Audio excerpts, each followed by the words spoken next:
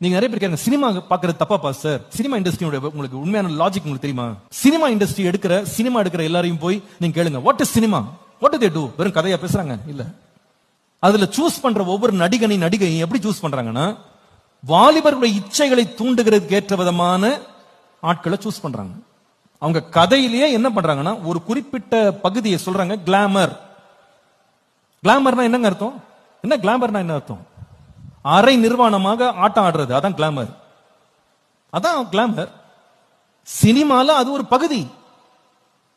கதை என்னென்னமோலாம் இருக்கும், ஆனா கிளாமர்ன்றது இல்லாம போகாது, கண்டிப்பா இருக்கும். அதுல 4 பாட்டை பாடி வாலிபர்களுடைய இச்சைகளை தூண்டும்படி கேவலமான காட்சிகளை வெளியே காண்பித்து அவங்க இச்சைகளை தூண்டி அவனுக்குள்ள அந்த ஆசை பெருகணும்.